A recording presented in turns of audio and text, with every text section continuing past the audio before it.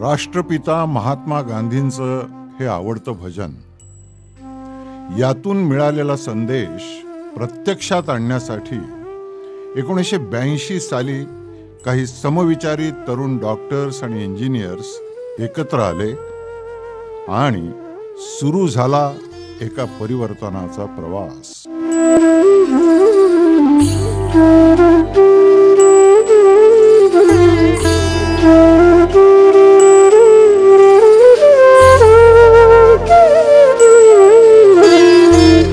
गांधी विचाराने प्रेरित झालेले स्वर्गीय नानासाहेब कदम आणि स्वर्गीय रुक्मिणीबाई कदम यांच्या संस्कारात वाढलेल्या कदम बंधूंना सामाजिक बांधिलकीची जाण होती.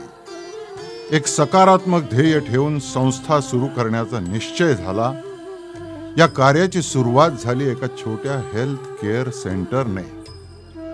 नांदेड जिल्ह्यातील निळा या गावी गरीब दुर्लभ घटकांना आरोग्य सेवा देण्यासाठी सुरू झालेले वैद्यकीय सुविधा केंद्र म्हणजे एका अखंड सेवा व्रताचा प्रारंभ.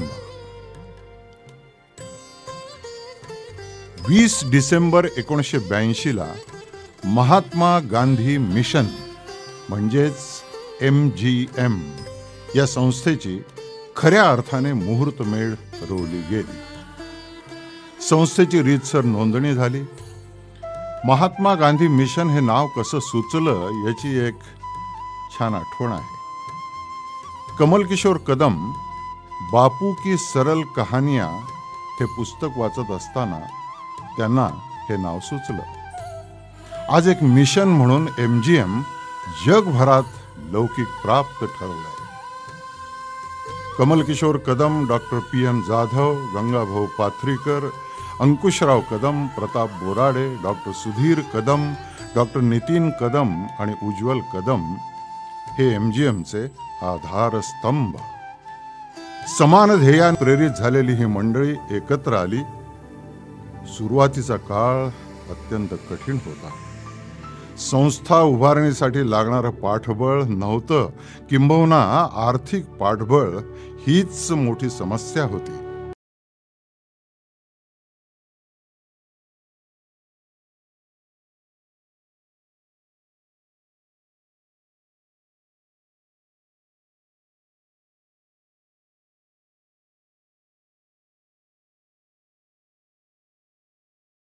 मुळे खासगी इंजिनिअरिंग कॉलेज चालेल काय?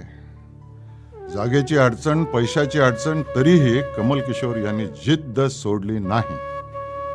माननीय शरदचंद्रजी पवार यांना सत्य परिस्थिती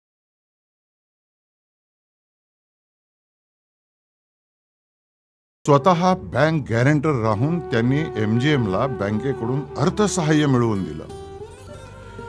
पवारांची समर्थ साथ आणि स्नेहबंध MGMच्या प्रती आजपर्यंत टिकून आहे.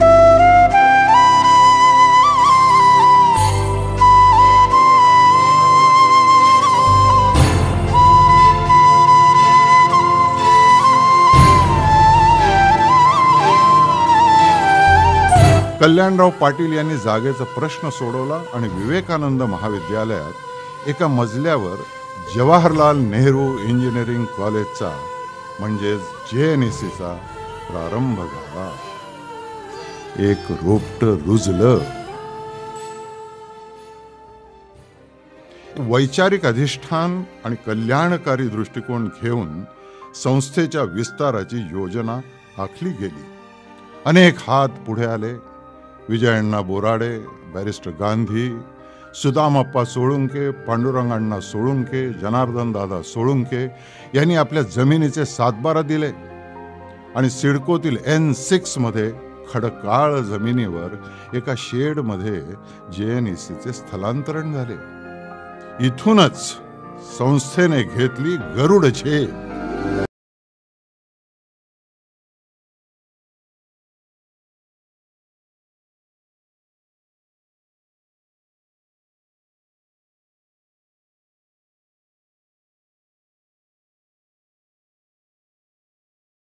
अनेक शाखांनी विस्तारित झाला. मराठवाड्यातील तरुणांना व्यावसायिक शिक्षणाची द्वारे खुली झाली. 1984 ला नांदेड, 1986 ला नवी मुंबई, तर 1999 ला नोएडा, दिल्ली येथे इंजिनिअरिंग कॉलेजेस प्रत्यक्षात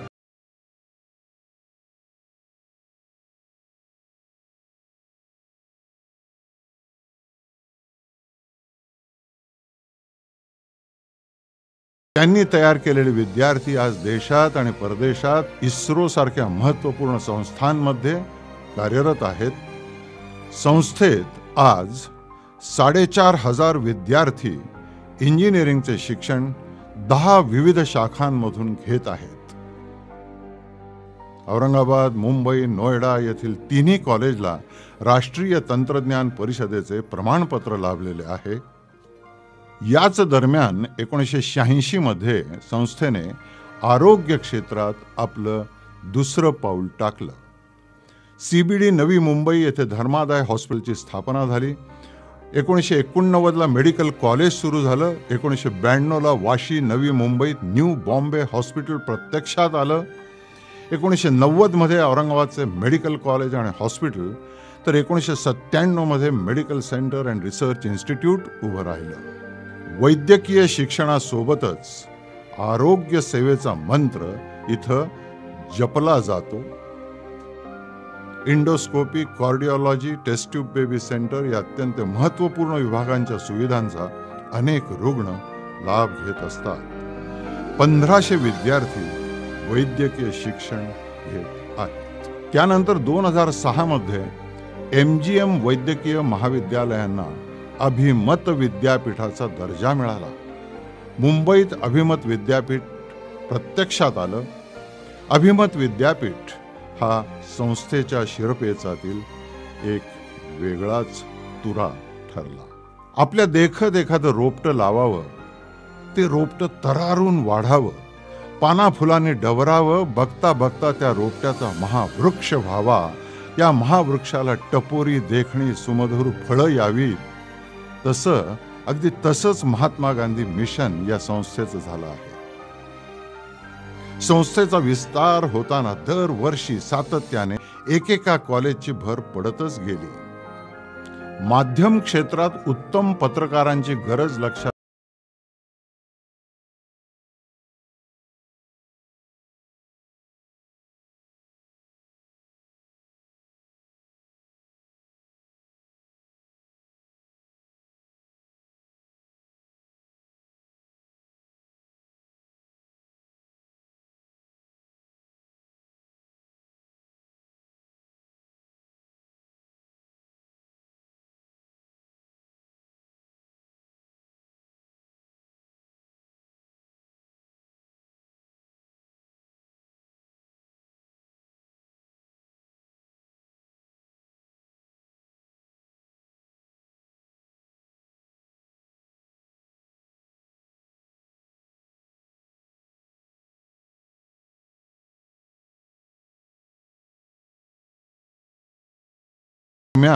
नव्या मुंबईत Florence Nightingale institute of nursing सुरू झालं.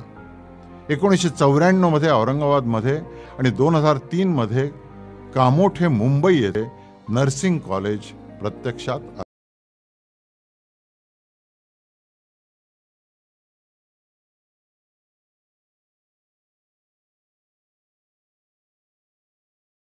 तर मुंबईत institute of management and research स्थापन झालं. जागतिक पातळीवरील आर्थिक आणि व्यवस्थापकीय आव्हाने पेलू शकेल असं उत्तम मनुष्यबळ तयार करणं हे इथलं ध्येय आहे. दोन्ही ठिकाणी सुमारे 600 विद्यार्थी अध्ययन करीत आहेत. नांदेड येथील centre of astronomy and space technology 1999 पासून वातावरणातील बदलांचा अभ्यास आणि संशोधन करत आहे. संगणक शास्त्राचं वाढतं महत्त्व लक्षात घेऊन 2000 मध्ये नांदेड आणि परभणी इथं, तर 2001 मध्ये औरंगाबाद आणि नवी मुंबई इथं college of computer science and IT प्रत्यक्षात साकारलं. दरम्यान ज्युनियर कॉलेज ऑफ एज्युकेशन सुरू झालं. इथे येणारा विद्यार्थी क्षमताधिष्ठित शिक्षण घेऊन नव्या शिक्षण पद्धतीची आव्हाने पेलण्यास समर्थ बनतो. अध्यापन ही एक साधना आहे. या साधनेसाठी एक प्रकाश वाट डीएड मध्ये निश्चितपणे मिळते. सध्याच्या धकाधकीच्या जीवनात निसर्गोपचार हे एक वरदान ठरलं आहे.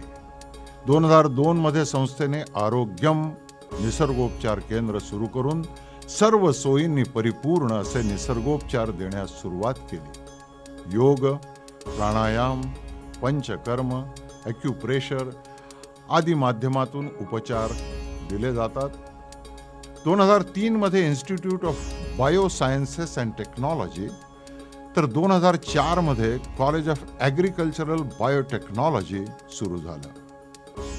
पारंपरिक शिक्षणासोबतच नव्या शैक्षणिक शाखातील अभ्यासक्रमांवर संस्थेने लक्ष केंद्रित केलं.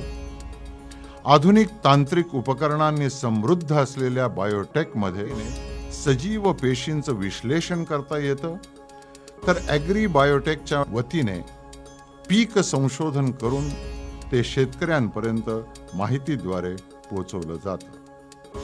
गोक्षीरच्या माध्यमातून निर्भेळ सकस दूध देण्यासाठी दूध डेअरीही तयार झाली आहे. देशातील भावी पिढी शाळांमध्येच घडते असं म्हटलं जातं. त्यामुळेच एक संस्कारक्षम आनंददायी शिक्षणाचे उद्दिष्ट ठेवून फर्स्ट स्टेप स्कूल, क्लोव्हरडेल स्कूल, संस्कार विद्यालय औरंगाबादेत तर सेकंडरी इंग्लिश स्कूल नव्या मुंबईत सुरू झालं. डे केअर सेंटरमध्ये 6 वर्षाखालील मुलं स्वच्छंदपणे बागडताना दिसतात. 2002 मध्ये औरंगाबादेत तर 2004 मध्ये नव्या मुंबईत फिजिओथेरपी कॉलेजेस सुरू झाली. विविध रोगांच्या उपचारात या शास्त्राचा उपयोग अत्यंत लाभदायक ठरत आहे. 2004 मध्ये औरंगाबादमध्ये इन्स्टिट्यूट ऑफ व्होकेशनल कोर्सेस अस्तित्वात आलं. 2003 मध्येच कॉलेज ऑफ फाईन आर्टच्या माध्यमातून विद्यार्थी चित्रकला आणि शिल्पकला जोपासतात. संस्थेचं नाट्यशास्त्र महाविद्यालय म्हणजे आणखी एक सांस्कृतिक चळवळ. नाट्यकलेचं, नाटकाच्या विविध अंगांचं शास्त्रशुद्ध पद्धतीने प्रशिक्षण देण्यासाठी संस्थेने 2005 मध्ये नाट्यशास्त्र महाविद्यालय सुरू केलं. भाषिक प्रगल्भता आणि संवाद कौशल्य वाढवण्यासाठी संस्थेने institute of Indian and foreign लँग्वेजेसची स्थापना 2005 मध्ये केली. 2006 मध्ये institute of hotel management and catering technology प्रत्यक्षात उतरलं. इन्स्टिट्यूटच्या दिमाखदार नव्या इमारतीमध्ये restaurant, travel services, guest house facility आदी देण्याचं नियोजन सुरू आहे. सिंगापूर युनिव्हर्सिटीशी संलग्नित एक अभ्यासक्रम लवकरच इथं सुरू होतोय.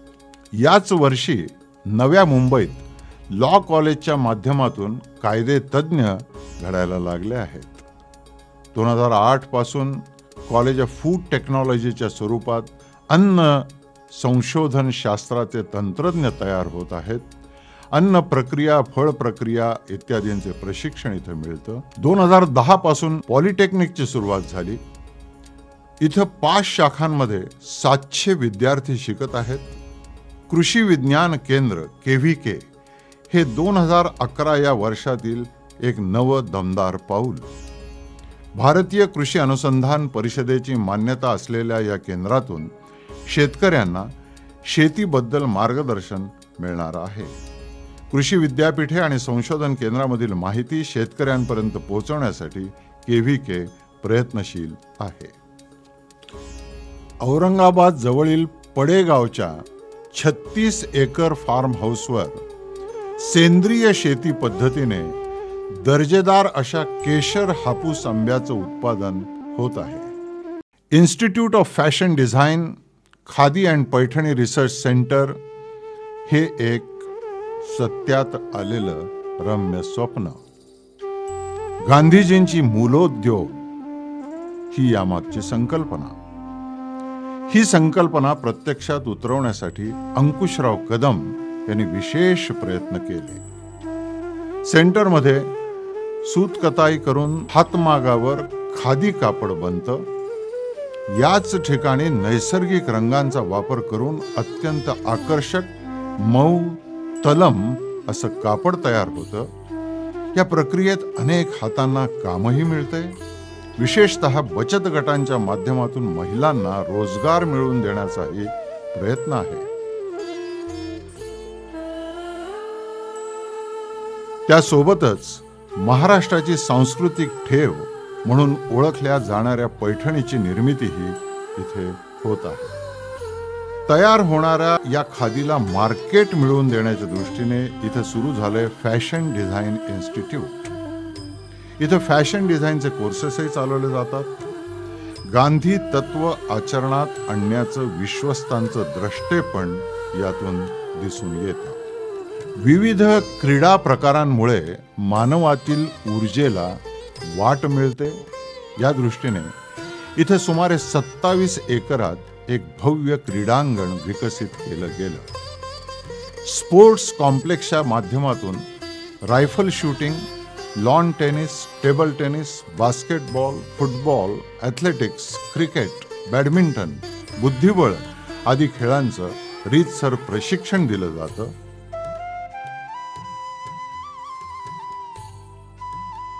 अनेकविध शैक्षणिक उपक्रम राबवतानाच संस्थेने पर्यावरण संरक्षण आणि संवर्धन हे कार्य जाणीवपूर्वक केलंय. संस्थेच्या परिसरातील हजारो हिरवीगार झाडं लक्ष वेधून घेतात. शहराच्या मध्यवर्ती ठिकाणी असूनही संस्थेच्या अथक प्रयत्नांमुळेच अनेकविध जातींची झाडं टिकून आहेत. अंकुशराव कदम यांना 1997 मध्ये वर्ल्ड एन्व्हायरमेंटल काँग्रेसतर्फे पर्यावरण पुरस्कार देऊन यासाठी गौरवण्यात आलेलं आहे. MGM परिसरातील विविध इमारती उपस्थितांचं लक्ष वेधून घेतात. याचं श्रेय अर्थातच आर्किटेक्ट डिपार्टमेंटला द्यावं लागेल. वास्तुशास्त्राचा उत्कृष्ट नमुना म्हणून या बिल्डिंग्स आदर्श ठरल्यात. संस्थेत होणारी विविध चर्चासत्रे, वर्कशॉप्स, विविध सांस्कृतिक कार्यक्रम यांचे साक्षीदार आहेत या परिसरातील Einstein hall, Aryabhatta hall, Rukmini hall. MGM परिसरात विद्यार्थ्यांसाठी सर्व सुविधायुक्त हॉस्टेल्स उपलब्ध आहेत.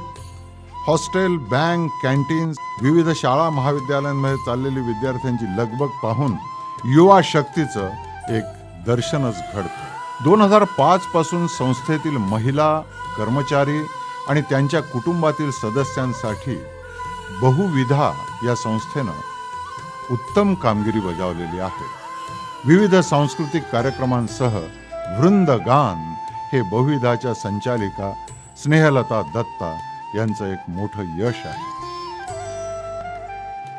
संस्थेतर्फे अत्यंत उत्साहात 15 जून हा बहुविधाचा वर्धापन दिन, स्वातंत्र्य दिन, गांधी जयंती, प्रजासत्ताक दिन, महिला दिन दरवर्षी उत्साहाने साजरे होतात. गोयंका गुरुजींच्या मार्गदर्शनानुसार MGM तर्फे मनशांतीसाठी विपश्यना केंद्र अनेक वर्षांपासून कार्यरत आहे. शिक्षण हे जीवनाच्या सर्व क्षेत्राला भक्कम अधिष्ठान देणारं, ऊर्जा पुरवणारं एक शक्ती केंद्र आहे. या मार्गावरून चालणारी MGM संस्था आज शैक्षणिक क्षेत्रातील एक दीपस्तंभ ठरली आहे. गांधीजींची तत्वे अनुसरतानाच शाहू फुले आंबेडकर यांचा शैक्षणिक वारसा इथं जोपासला जातोय. KG ते PG पर्यंत शिक्षण देताना क्वालिटी एज्युकेशन देऊन गांधीजींच्या स्वप्नातील चारित्र्यवान पिढी घडवणं यासाठी संस्था कटिबद्ध आहे. नव्हे यासाठीच हा ज्ञान यज्ञ अखंड सुरू आहे. चरैती चरैती या उक्तीप्रमाणे MGMचा हा प्रवास आओ उजाला करे चा उद्घोष करीत अविरत सुरूच राहणार.